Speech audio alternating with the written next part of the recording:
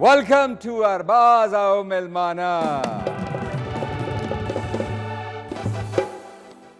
कहते हैं कि जिंदगी में 3 B's को बहुत इंपॉर्टेंस देनी चाहिए। जिंदगी बहुत अच्छी हो सकती है। वो 3B है क्या? Number 1 believe, number 2 behave and number 3 beget. Believe क्या है? बिलीव यह है कि आपने अपने जहन में एक टारगेट सेट कर लेना और उसको अचीव करने के लिए आपने सर धड़ की बाजी लगा दे लेनी है और ये यकीन करना है कि मुझे अपना ये टारगेट अचीव करना है और इसके लिए आप डिटरमिन्ड हो जाइए। बिहेव क्या है? बिहेव ये है फिर उस टारगेट को हासिल करने के लिए आपने मेहनत करनी है, स्ट्रगल करनी है। और बीगेट मीन्स कि by the end of the day आपको वो चीज मिल जाती है। मैं इसकी मिसाल आपको इस तरह दूंगा।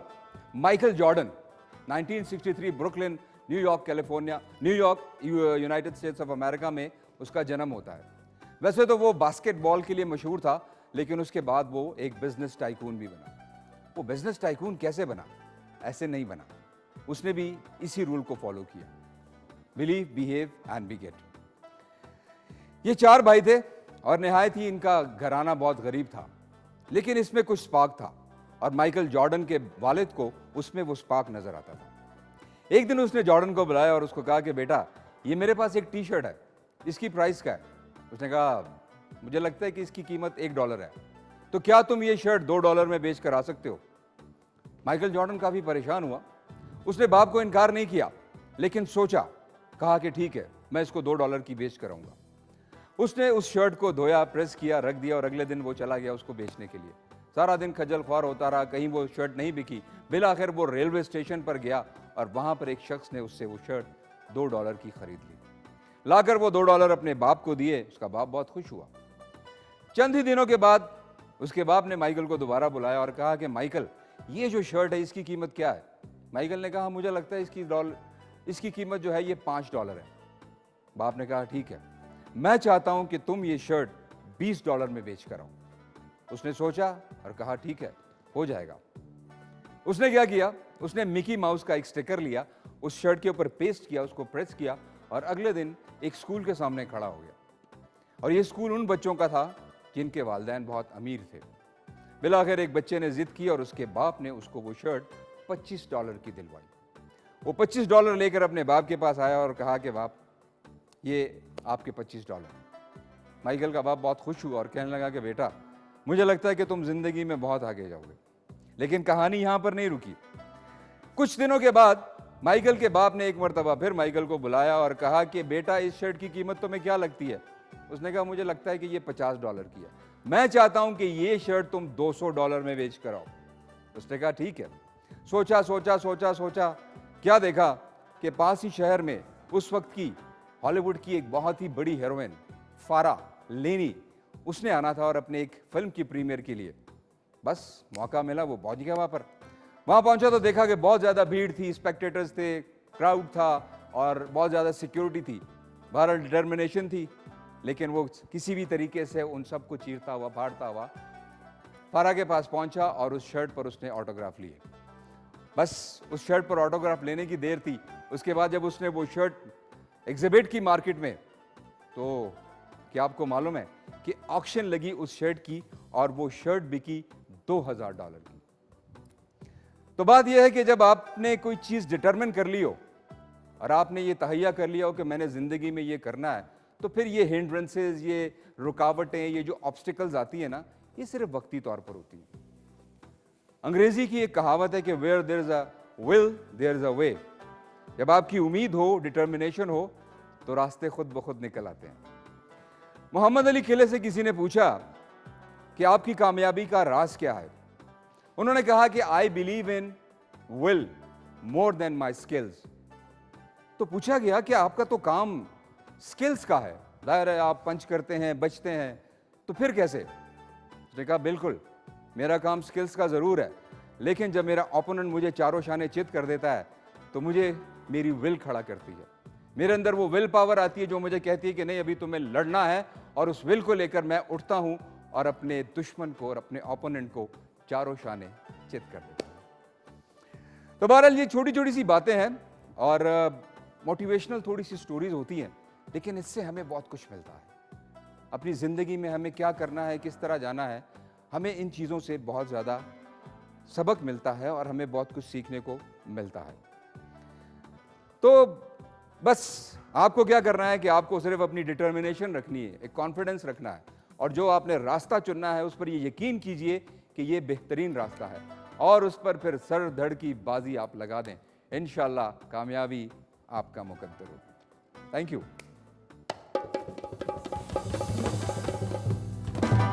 क्या बात है, आज हमारी हॉट सीट जो है ना वो खाली लग रही है। आई नहीं क्या हमारी प्यारी सी है? अरे आ गई है, बुलाते हैं जनाब, तशरीफ लाती हैं मैश बलोच।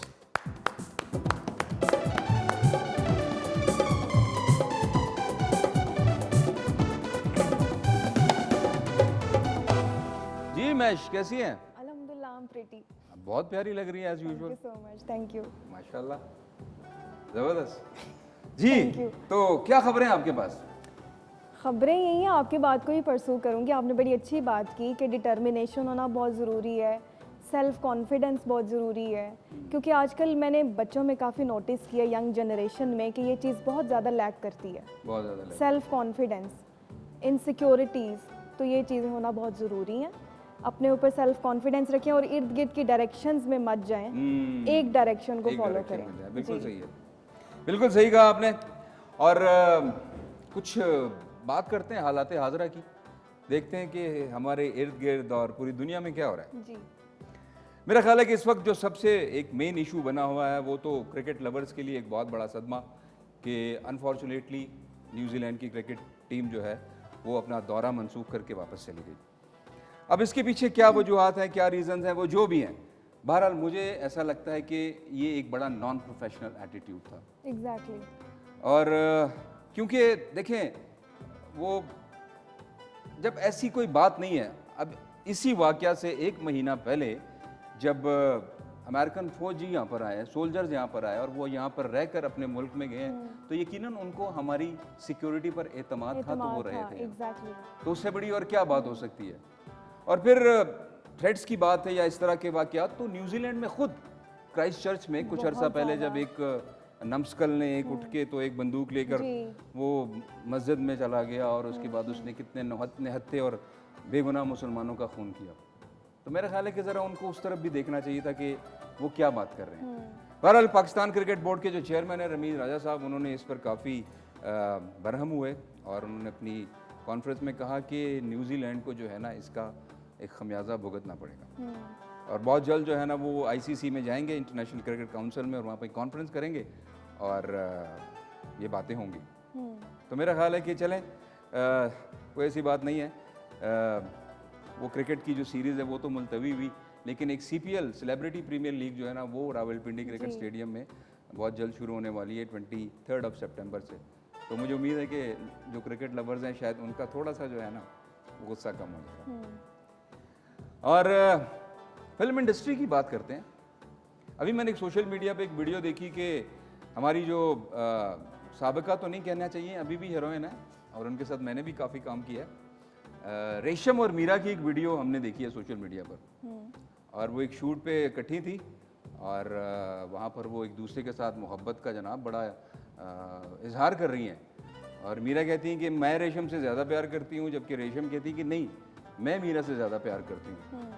तो मेरा इनसे ये कहना है कि काश ये मोहब्बत उस वक्त भी दिखा देती जब बहुत ज़्यादा काम था। एग्जैक्टली। ठीक है ना, तो उस वक्त जो मोहब्बतें थी वो साफ नज़र आ रही थी, और अब जो मोहब्बतें हैं वो भी साफ नज़र आ रही हैं। जो इस चीज़ का कंटेंट है ना, जो आपने इनडायरेक्टली बोल दिया वो मीनिंगफुल है। नहीं, मेरा सिर्फ कहने का मकसद ये है कि मेरी फ्रेटर्निटी है, और वैसे बंदे आपस में बहुत कम लड़ते हैं, या उनकी आपस में थोड़ी सी कोई एनवियसनेस नहीं होती जितनी खवातीन की होती है। लेकिन आजकल मैंने देखा है कि वो बंदे भी कुछ कम नहीं है, खवातीन वाले एलिमेंट्स उनमें भी आते हैं। फिर वो बंदे थोड़ी हुए, बंदे तो ना हुए। जी। ऐसे क्या है वैसे, ये ऐसी क्यों मेंटालिटी है लड़कियों की? प्रोफेशनल जेलेसी बर्दाश्त नहीं कर सकते। इवन अगर आप डॉक्टरी की फील्ड को भी ले लेना, तो उस प्रोफेशन में भी जो सेम उसके लोग होते हैं ना, वो बहुत ज़्यादा इस तरह से बैटल में रहते हैं। नहीं देखें, अगर इंस्पिरेशन ही लेनी है तो ज़रा पॉजिटिवली लेना। अभी जैसे हमारी एक छोटी बच्ची है, उन्होंने स्पाइडरमैन से एक इंस्पिरेशन ली है और वो दीवार पर चढ़ गई है। देखा आपने वो वीडियो? नहीं। अरे दिखाएं, वो देखें कितनी ज़बरदस्त ये इंस्पिरेशन है। हमारी छोटी सी बच्ची है और देख लें वो दीवार के ऊपर उन्होंने जनाब अपना टैलेंट दिखाया है, ज़बरदस्त। और अगर इंस्पिरेशन हो तो फिर ऐसी हो, या क्या ख्याल है? ठीक है ना? जी ज़बरदस्त। हाँ, सीखना ज़रूर चाहिए, अपने छोटों से भी सीखें, अपने बड़ों से भी सीखें, क्योंकि लर्निंग तो कभी भी नहीं रुकती है। जेलसी को छोड़ दें, क्योंकि जेलसी आपको कामयाब नहीं करती। ये बात भी है, सही जी। है। और एक और ख़बर मैं पढ़ रहा था, बल्कि एक वीडियो देख रहा था कि जिसमें मलाला यूसुफजई ने एंजेलिना जूली को काफ़ी क्रेडिट्स दिए और एक्नॉलेज की उनकी एफर्ट्स रिगार्डिंग बच्चों के हवाले से जो उनके हकूक़ हैं। और उन्होंने कहा कि आप बहुत अच्छा काम कर रही हैं, यकीनन जिस तरह बड़ों के हकूक़ हैं उसी तरह बच्चों के भी हैं। तो मेरा ख्याल है कि अच्छे काम को सराहना चाहिए। एग्जैक्टली। अच्छी बात है, सही बात है जी। तो मैश क्या तैयारी करके आई हैं आज? आज सरप्राइजेज हैं एज यूजुअल। अच्छा। हाँ, एंड आई होप कि आज भी आपको अच्छा लगेगा। अच्छा, हाँ जी। तो आज पहला नंबर क्या होना चाहिए हमारे प्रोग्राम का? पहला नंबर थोड़ा सा रोमांटिक भी है, थोड़ा सा लव बेस्ड भी है, अपबीट भी है। अच्छा, तो ठीक है जी, हम आपसे नंबर सुनेंगे, लेकिन मेरा ख्याल है कि यहाँ पर हम एक छोटी सी ब्रेक ले लेते हैं। डन। और ब्रेक से आने के बाद हम मैच से गाना भी सुनेंगे और अपने मेहमानों को भी बुलाएंगे। तो नाज़रीन कहीं मत जाइएगा, देखते रहिए अरबाज़ आओ मेहमाना।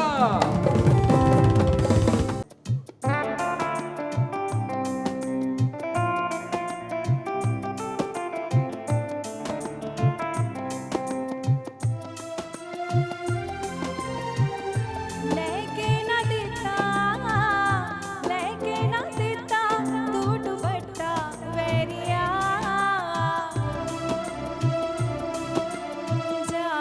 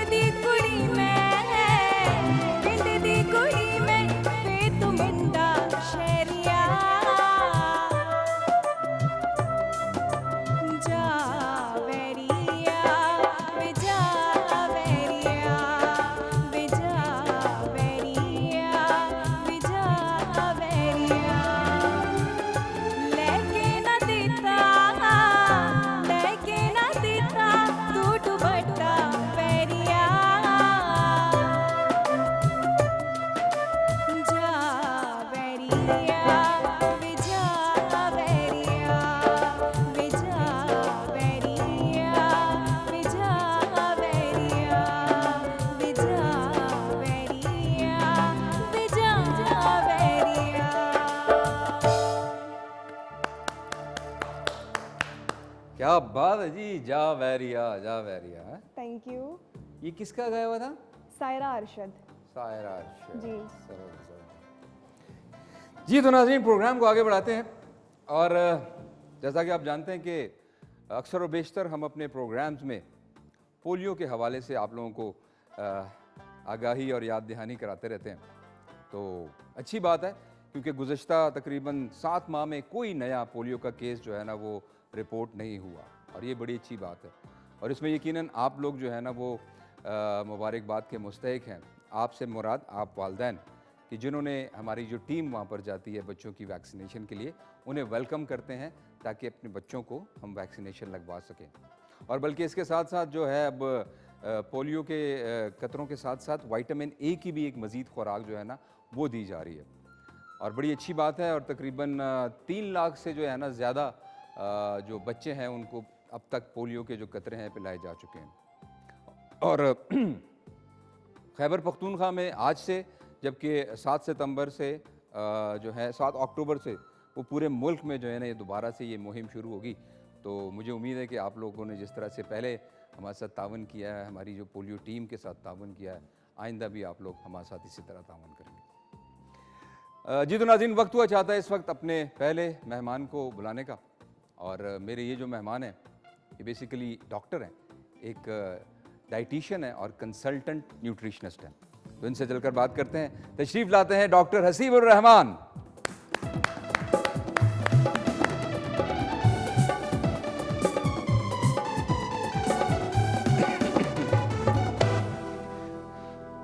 डॉक्टर साहब, वेलकम करते हैं आपको शो में। Thank you sir, thank you कैसे हैं वेरी मच। अल्हम्दुलिल्लाह, आप कैसे हैं सर? अल्लाह का बड़ा एहसान। डॉक्टर साहब, अभी मैं पोलियो के हवाले से बात कर रहा था। जी है तो बड़ी रिपीटेडली ये बातें होती हैं, लेकिन है बड़ी ज़रूरी। जी बिल्कुल तो कुछ आप इस पर रोशनी डालना चाहेंगे? सर, पोलियो डे जो है वो पूरे पाकिस्तान के अंदर जैसा कि 24 अक्टूबर 24 अक्टूबर को मनाया जाता है। और ये एक ऐसी डिज़ीज़ है जिससे हम, बल्कि पूरी दुनिया ही पहले बहुत अरसा दराज से एक लड़ रही है। और इस वक्त कुछ कंट्रीज़ ऐसे हैं जैसे पाकिस्तान है या अफ़गानिस्तान, नाइजीरिया, एथोपिया, ये कुछ ऐसे कंट्रीज़ हैं जहाँ पर अभी स्टिल जो है वो केसेस रिपोर्ट हो रहे हैं पोलियो के। तो ये बेसिकली एक वायरस है जो कि आपके माउथ या आपके जो सांस के थ्रू जो है वो आपके बॉडी के अंदर जो है वो चला जाता है। इसके अर्ली कुछ सिम्टम्स होते हैं, उसके बाद अगर जब ये हो जाता है, अगर इसकी प्रोलॉन्गर टाइम के लिए ये बॉडी के अंदर फैल जाए तो फिर ये काज कर सकता है, लाइक पैरालिसिस हो जाती है बॉडी के अंदर। बेसिकली ये करता क्या है, ये जाके आपके न्यूरॉन्स के ऊपर अफेक्ट करता है, ये जो वायरस होता है, ठीक है।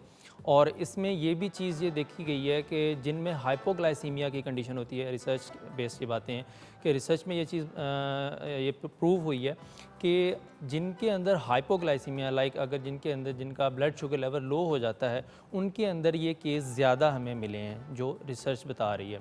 वो क्यों है ऐसा? क्योंकि उनके अंदर ये कंडीशन इस तरह से ये कैसे डेवलप होती है, क्योंकि न्यूरॉन्स का जो बेसिक फ्यूल जिसको एनर्जी सोर्स है वो ब्लड शुगर होता है, ठीक है। ब्लड शुगर लेवल जब हमारा डाउन जाएगा तो बैरियर जो है, जो आपका ये वायरस है, ये क्रॉस कर जाता है। जो प्रोटीन का बैरियर होता है रिसेप्टर्स का, ये क्रॉस करके वो जो है इन्फ्लेमेशन करता है, ये डिज़ीज़ काज करता है, और फिर ये अफेक्ट करता है आपके बॉडी के ऊपर किस फॉर्म में, जो कि पैरालिसिस की फॉर्म में आ जाता है, जिसकी वजह से फिर ये डिजीज़ और अक्सर छोटे बच्चे इसका ज़्यादा शिकार होते हैं। डेफिनेटली, क्योंकि वो ज़्यादा इस चीज़ के ऊपर ससेप्टिबल होते हैं। एक बात ये आती है कि इसमें ये ज़्यादा उन लोगों के ऊपर अफेक्ट करता है जिनका इम्यून सिस्टम वीक होता है। तो ये चीज़ बहुत ही ज़्यादा इम्पॉर्टेंट है, ना सिर्फ बच्चों के लिए, बल्कि बच्चे तो ज़्यादा प्रोन होते हैं मतलब इस चीज़ के ऊपर, बल्कि बड़ों को भी चाहिए कि वो इस चीज़ को इसके ऊपर फोकस करें, अपना इम्यूनिटी लेवल जो है उसको बिल्डअप करें। जैसा कि आजकल कोविड की कंडीशन है, इसमें भी सेम यही कंडीशंस आ रही हैं कि आपका इम्यूनिटी लेवल जब तक इम्यूनिटी कैसे एनहांस की जाए? सर, इम्यूनिटी को इन्हांस करने के लिए आप मल्टीविटामिन्स जैसे कि विटामिन ई, ए, जिंक, इनका इस्तेमाल करना चाहिए। ये आपकी इम्यूनिटी को बिल्ड करते हैं। ऐसी फूड्स लेनी चाहिए। सबसे पहले तो ये कंसेप्ट लेना चाहिए कि आपको बैलेंस डाइट लेनी चाहिए। हाँ, बेसिकली जैसे आप डाइटिशियन है, जी तो ये बताइए कि एक नॉर्मल बंदे को दिन में कितनी कैलोरीज चाहिए होती है? सर, ये डिपेंड करता है according to weight, height and age, लेकिन अगर ओवरऑल देखा जाए तो अराउंड 1800 कैलोरीज एक बंदे को एक दिन के अंदर लेनी चाहिए, लाइक अराउंड 24 आवर्स में। जी बिल्कुल। और उसके अंदर फिर आ जाता है कि कार्बोहाइड्रेट्स, प्रोटीन्स एंड फैट्स की एक प्रॉपर अमाउंट जो कि हम कस्टमाइज तरीके से जिसको हम कैलकुलेट करके बताते हैं कि इस बंदे के अंदर इतनी कैलोरीज़ की रिक्वायरमेंट है, इतनी कार्बोहाइड्रेट्स इसको इनटेक करना चाहिए एक दिन के अंदर, इतनी प्रोटीन और इतनी फैट्स। क्योंकि आजकल ज़्यादातर जो है ना लोग बहुत शॉर्टकट्स में चले गए हैं कि जी हमें जल्दी से वेट लॉस करना है जी, इस तरह की टाइप ऑफ डाइट्स। मेडिकेशन का एक बहुत ज़्यादा ट्रेंड चल गया है। डेफिनेटली सर, लोग बस मेरा ख्याल समझते हैं कि ये जो गूगल है ये बस ऑथेंटिक चीज़ है। एग्जैक्टली आपने ये बहुत आप अच्छी यकीन बात करें, मैं आपको बताऊं, ये जो गूगल मैप है इसने मुझे बहुत ख्वार किया है कई मरतबा। हम इसको लेके चलते हैं और कभी कभी ये बहुत दूर ले जाता है हमें। की। ऐसे ही है सर, ऐसे। तो ठीक है मतलब किसी हद हमें- तक, लेकिन इतना तो नहीं। डेफिनेटली सर, ये चीज़ ये होती है कि लोग ज़्यादा रिलाय गूगल पे करने लग जाते हैं, इंटरनेट के ऊपर करने लग जाते हैं, या कहीं सुनी बातें, उसने ये काम किया मैं भी करता हूँ। अब हर बंदे की फिजियोलॉजी डिफरेंट होती है, हर बंदे के ऊपर हर चीज़ का इफेक्ट डिफरेंट तरह से होता है। आप दूसरों की कही हुई बातों के अमल करेंगे तो डेफिनेटली यू हैव टू मैं फेस द आपको इंटरप्ट कॉन्सिक्वेंसेस। करूं, सबसे बड़ी बात सर, कुरान करीम जिसमें मतलब हिकमत है, मतलब उसमें फरमाया गया कि खजूर, जैतून, इंजीर, बेशक। ये चीज़ें अगर आप खाएं तो मेरा ख्याल है कि आपकी बॉडी में इतना कुछ फ़ायदा होता है। बिल्कुल, मैं इसी तरफ बिल्कुल आप जो कह रहे हैं आपने बिल्कुल ठीक कहा है, इसके अंदर मूव कर रहा था। देखिए बात यह है कि अब इम्यूनिटी जैसे बिल्डअप करनी है उसके लिए आपको गुड कोलेस्ट्रॉल लेना चाहिए, प्रोटीन की अच्छी अमाउंट लेनी चाहिए, ठीक है, हाई फाइबर जो डाइट होती है वो लेनी चाहिए। अब लोग क्या करते हैं कि वो बस कहते हैं जी खाना पीना छोड़ दो आप ठीक हो जाओगे, मतलब वो कोई भी चीज़ है, कोई बीमारी है,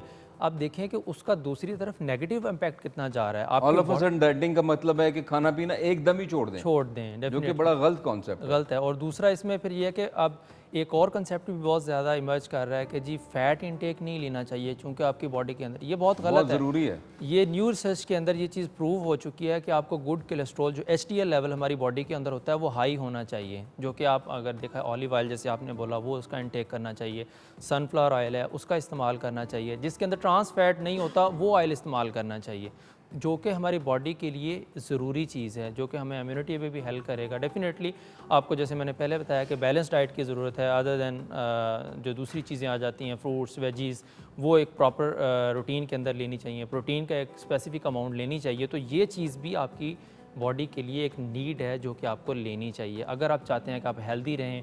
फिर अगर बच्चों की बात की जाए, उनके अंदर स्टंटिंग ग्रोथ है, पाकिस्तान के अंदर अभी इसके बहुत ज़्यादा केसेस आते हैं, ठीक है, तो इस चीज़ के लिए बहुत ही ज़्यादा ज़रूरी है कि उनको प्रॉपर न्यूट्रिशन दी जाए।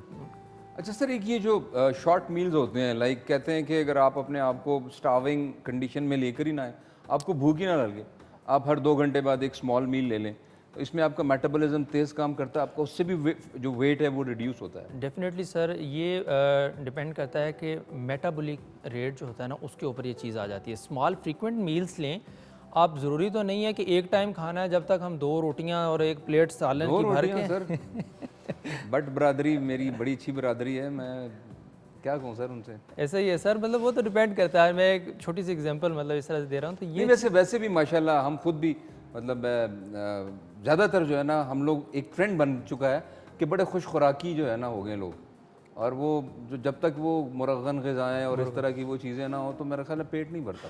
सर ये चीज़ें आती हैं कि आपको स्मॉल फ्रीक्वेंट मील्स में लेते रहें तो आपके अंदर बॉडी के अंदर डेफिशिएंसी भी नहीं आएगी और जो आपका गोल है वो भी अचीव हो जाएगा। आप डायबिटिक हैं, हाइपरटेंसिव हैं, वेट लॉस करना चाहते हैं, वेट गेन करना चाहते हैं, आप एक पैटर्न के अकॉर्डिंग चलें। अगर आप शॉर्टकट्स के अंदर जाएंगे तो आपको प्रॉब्लम्स आएंगे डेफिनेटली। मतलब खाएं सब कुछ साथ में, इसको वर्कआउट करें, जरा बंद करें, करें, आप फिजिकल एक्टिविटी करें, आजकल बिल्कुल करनी चाहिए। नाज़रीन कॉल है हमारे साथ, हेलो बात करते हैं उससे जी। हेलो अस्सलाम वालेकुम जी, अस्सलाम वालेकुम जी, मैं सजाद अख्तर बोल रहा हूँ इस्लामाबाद से। जी। तो 21 मई को मेरा बाईपास हुआ था और बाईपास से पहले मैंने तकरीबन 1 मंथ या 2 मंथ में मैंने 10-11 केजी लॉस किया है। अब वो मैं मेंटेन करना चाहता हूँ, मैं दरख्त भी पूछना चाहता हूँ कि मुझे अब किस किस्म की फूड जो है इनटेक करना चाहिए। यूजुअली वेट गेन करना चाहते हैं? अच्छा, वेट नहीं, गेन वेट गेन करना चाहता, वेट मेंटेन करना चाहता हूँ, कम करना, मेंटेन करना चाहते हैं? मेंटेन करना चाहता हूँ, जो कम भी हो जाए तो बेहतर है। ठीक है। मेरा वेट जो है वो 5 फुट 8 इंच है और सॉरी कद मेरा 5 फुट 8 इंच है और वेट जो है वो तकरीबन कोई 89 है। कितना? 89 केजी। और हाइट कितनी है 5 आपकी? Feet 7 inches. 5 and 7 ज़्यादा है। ठीक है। इनके लिए इनको छोटा सा एक मील पैटर्न मैं एक बता देता हूँ कि जो आपकी बरादरी क्या है? अच्छा, बरादरी के हिसाब से भी बताना पड़ता है ना। सर इसके लिए एक मील पैटर्न इसका ये होना चाहिए कि जैसे ब्रेकफास्ट है, हम ब्रेकफास्ट से स्टार्ट करते हैं, तो ब्रेकफास्ट के अंदर आप 1 से 2 सर्विंग आप सर कार्बोहाइड्रेट। ये बड़ा इंपॉर्टेंट फैक्टर है, जो ब्रेकफास्ट स्किप करते हैं लोग, नहीं सर, करना चाहिए। बिल्कुल ये ब्रेकफास्ट वो कहते हैं ना, करो शेरों की तरह, बिल्कुल सर, ये इवन हमारी वो जो मिसालें हैं। शेरों की तरह भी आती है, फिर सुन्नत के अंदर भी आता है कि आपको बादशाहों की तरह खाना चाहिए, दोपहर को वज़ीर। सर इसके अंदर ये चीज़ आती है कि जब अब एक मैं पॉइंट शेयर करना चाहता हूँ, आपकी जो बॉडी की नीड है 60% जो बॉडी की एनर्जी की नीड है वो आपके ब्रेकफास्ट से पूरी होती है। ब्रेकफास्ट से पूरी बाकी दिन में जो कुछ आप खा लें वो 40% है। तो जब आप ब्रेकफास्ट ही नहीं करेंगे तो आप फिर हेल्दी कैसे रह और सकते फिर हैं? दूसरी बात सर, अब तो दुनिया भी उसकी तरफ वापस आ गई है कि आप ऑर्गेनिक चीज़ें खाएं, आप देसी घी खाएं, आप गुड़ खाएं। बिल्कुल खा सकते हैं। ये organic foods one of the best thing कि आप बजाय इसके कि चीज़ को बिल्कुल छोड़ दो, आप ऑर्गेनिक की तरफ आ जाओ। आप वाइट शुगर की बजाय गुड़ का इस्तेमाल करो, ठीक है। आप अगर जो वाइट फ्लोर का इस्तेमाल करते हैं, सफ़ेद आटा आजकल बहुत ही बड़ी, इवन हमारे अगर इस्लामाबाद की बात की जाए यहाँ पर तो एक बीमारी है बहुत मल्टीग्रेन भी आजकल काफ़ी ज़्यादा, ये हेल्दी है, लेकिन वाइट फ्लोर जो सफ़ेद आटा है, मैदे वाला आटा जो आम हमारे यहाँ पर बिकता है, ये बहुत ही बड़ी बीमारी है स्पेशली शुगर पेशेंट्स के लिए, और ये वेट गेन भी करता है। तो ये जो अभी जो कॉलर्स थे उनको ये चाहिए कि वो मल्टीग्रेन आटा का इस्तेमाल कर सकते हैं, होल ग्रेन्स का इस्तेमाल कर सकते हैं, ठीक है। अपने जो मील्स हैं उनको एक सेट करें, एक गोल रखें कि आपने एक दिन के अंदर 1 से 2 चपाती लेनी है ब्रेकफास्ट में, 1 चपाती जो है वो लंच के अंदर, और आधी या 1 चपाती से ज़्यादा रात को नहीं लेनी, ठीक है। अलॉन्ग विद आप एक पोर्शन रख लें कि उसका आपने मीट लेना है, उसमें कुछ भी आप कर सकते हैं, रेड मीट है, मुर्गन है, ठीक है। और इसके अलावा एक चीज़ ये है कि अपनी फ़िज़िकल एक्टिविटी लाजमी इंक्लूड करें। ये बहुत ही इंपॉर्टेंट फैक्टर है। फ़िज़िकल एक्टिविटी अगर आपकी नहीं होगी, आप फिर आपके मसल्स की स्ट्रेंथ ही नहीं आएगी। आप कब तक मतलब इन चीज़ों के ऊपर से भागते रहेंगे इन चीज़ों से। डॉक्टर साहब हमारे साथ हैं नाजरीन, और यहाँ पर वक्त हुआ चाहता है एक और कमर्शियल ब्रेक का, तो इंशाल्लाह ब्रेक के बाद आते हैं और अपने दूसरे मेहमान को भी बुलाते हैं, तो कहीं मत जाइएगा, देखते रहिए अरबाज़ मेलमाना।